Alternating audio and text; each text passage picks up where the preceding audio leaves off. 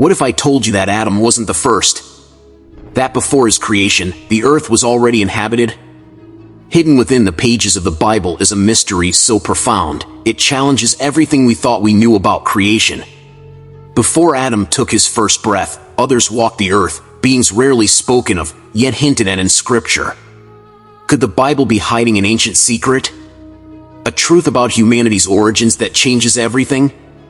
What if the traditional creation story is only part of the truth? What if something, or someone, came before Adam? There's a gap in Genesis, a mystery overlooked for centuries. What happened before Adam, and why has it been hidden? Do we really know the whole story of creation? What if I told you that the Bible hides a mystery that few talk about? A mystery that challenges the traditional view of creation and could change our understanding of humanity's origins? Before Adam was formed from the dust of the earth, the Bible mentions the existence of other beings, the so-called sons of God. But who are they? And more importantly, why is this topic rarely discussed? Today we are going to dive deep into this profound mystery, exploring not only biblical texts, but also ancient traditions and theories that challenge what we've been taught. Before we go any further, reflect with if these beings already existed before the creation of man. Was Adam truly the first? Or was there something before him, something that was forgotten or deliberately hidden? The sons of God, witnesses of the beginning of everything. Imagine being at the dawn of time, before the first human breath, before Eden, before even light was separated from darkness. In that primordial moment, the sons of God were already there, witnessing the grandeur of creation. But why were they there? And what was their true role in the divine plan? Here's an intriguing detail that few have noticed in the book of Job. God asked Job a fascinating "Where were you when I laid the foundation of the earth? Tell me if you have understanding. Who determined its measurements? Surely you know. Or who stretched the line upon it? On what were its bases sunk? Or who laid its cornerstone when the morning stars sang together and all the sons of God shouted for joy?" Job 38 verse 47. Did you catch that? The sons of God already existed before the foundation of the world. They were there, rejoicing as the universe was created. But how is that possible if Adam was the first man? If the Bible tells us that creation began in Genesis, then who are these beings that existed before mankind? And even more unsettling, why do we almost never hear about them? If the Bible mentions them, why do many modern interpretations ignore them or dismiss them as insignificant details? Could there be something we are not supposed to know? Before we move on to the answers, consider if there were other beings before Adam. Was creation really just about us? Or are we part of something much bigger, something we are only beginning to understand? If this mystery has already sparked your curiosity, get ready. What we are about to explore could forever change the way you see the creation of the world. The sons of God in the Bible, a hidden knowledge. If we want to understand who these enigmatic sons of God really were, we must return to the original source, the Bible. But does it actually give us concrete clues about these beings? Or are we dealing with something veiled, a hidden knowledge that can only be understood by connecting scattered fragments of Scripture? The truth is that although many have read the Bible, few have noticed that these mysterious sons of God appear in multiple passages and play a fundamental role in sacred history. One of the most important texts is in Job 38:4, "Where were you when I laid the foundation of the earth? Tell me if you have understanding. Who determined its measurements? Surely you know. Or who stretched the line upon it? On what were its bases sunk? Or who laid its cornerstone when the morning stars sang together and all the sons of God shouted for joy?" God is recalling a specific moment, the foundation of the world.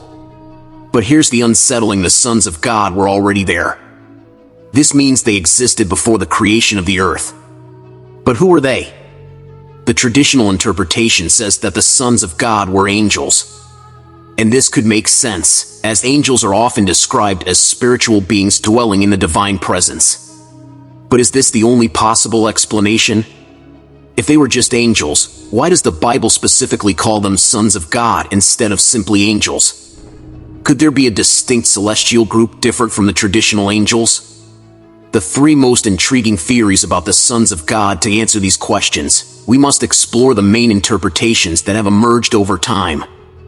Throughout history, scholars, theologians, and mystics have tried to decipher who the sons of God really were, and three main theories have emerged. 1. The sons of God were angels. This is the most widely accepted interpretation. According to this view, the sons of God were angels who existed before the creation of mankind. This theory is based on Job 38:7, which says that the sons of God rejoiced at the creation of the world. But here arises a new mystery. If they were angels, were all of them faithful to God? Or did some of these beings stray, becoming fallen angels? The Book of Enoch, an ancient Jewish text not included in most Bibles, speaks of angels called watchers, who descended to earth, mingled with humans, and gave rise to a hybrid lineage. Could these be the same sons of God mentioned in Genesis 6? If this theory is correct, then the sons of God were powerful spiritual beings who existed before humanity and played a direct role in cosmic creation and order. But this is not the only explanation to the sons of God were pre-existent souls. Another intriguing theory suggests that the sons of God were not angels, but souls that existed before the creation of the physical world.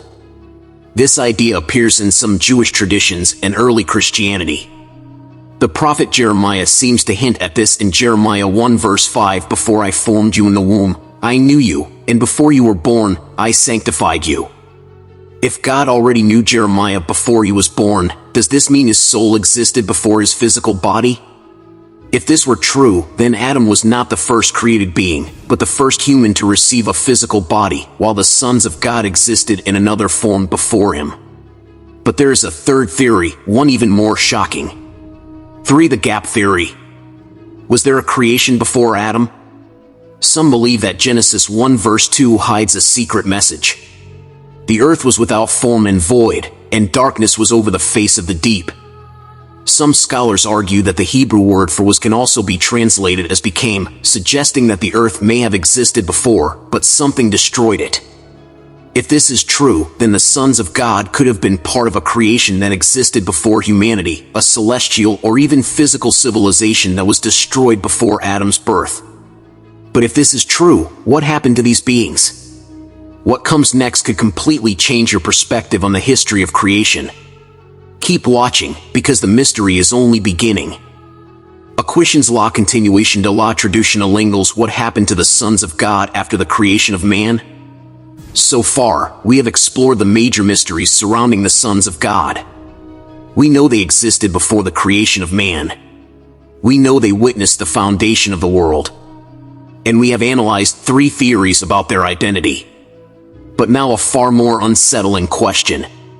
If the sons of God already existed, what happened to them after the creation of Adam? Were they set aside? Did they integrate into the divine plan? Or did some rebel against God? This is where we begin to enter one of the darkest mysteries in biblical history. To find answers, we must examine the texts that speak about the fall of certain celestial beings, the relationship between the sons of God and humans, and their possible influence in the world to this very day. The rebellion of the sons of a challenge to the divine plan. One of the most intriguing events in the Bible is the rebellion of Lucifer and the fallen angels. In Isaiah 14 verses 12 and 15, the fall of a celestial being who sought to rise above God is described. "How you have fallen from heaven, O morning star, son of the dawn! You have been cast down to the earth, you who once laid low the nations." And in Ezekiel 28 verses 14 and 17, a cherub is mentioned who was expelled from Eden due to his arrogance. "You were the anointed guardian, cherub. I placed you. You were on the holy mountain of God. In the midst of the stones of fire you walked. Your heart was proud. Because of your beauty, you corrupted your wisdom. For the sake of your splendor, I cast you to the ground." But here's something very important that few. What if Lucifer's rebellion was not just his own, but also involved the sons of God? If these beings had an active role in creation before humanity, it is possible that not all of them peacefully accepted the arrival of man. This is where we encounter the most controversial passage about the sons of God in the entire Bible. The sons of God in Genesis 6, a forbidden pact with humans. One of the most perplexing verses in the entire Bible is Genesis 6. 2. The sons of God saw that the daughters of men were beautiful, and they took wives for themselves, whomever they chose. This verse raises a series of disturbing questions. Who are these sons of God who took human wives? How were they able to do this if they were spiritual beings? Is it possible that they descended to earth and took on a physical form? The most common interpretation suggests that the sons of God were fallen angels who disobeyed God and united with human women. This idea is reinforced by the Book of Enoch, an apocryphal text that describes how a group of angels known as the Watchers descended to earth and fathered a hybrid race called the Nephilim. And when men began to multiply on the face of the earth and daughters were born to them, the angels, the sons of heaven, saw them and desired them. And they said to one another, "Let us take wives from among the daughters of men and beget children." Book of Enoch 1 Enoch 6:12. If this is true, then not all of the sons of God remained faithful to their original purpose. Some broke divine laws, descended to earth, and intermingled with humans. But what happened next?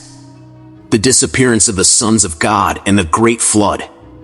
According to the Bible, this forbidden union between the sons of God and human women had disastrous consequences. In Genesis 6:4, we are told the Nephilim were on the earth in those days and also afterward. When the sons of God came to the daughters of men and had children by them, they were the heroes of old men of renown. These hybrid beings, known as the Nephilim, were seen as an aberration in the divine order. God saw how humanity had become corrupted and made. Thanks for watching.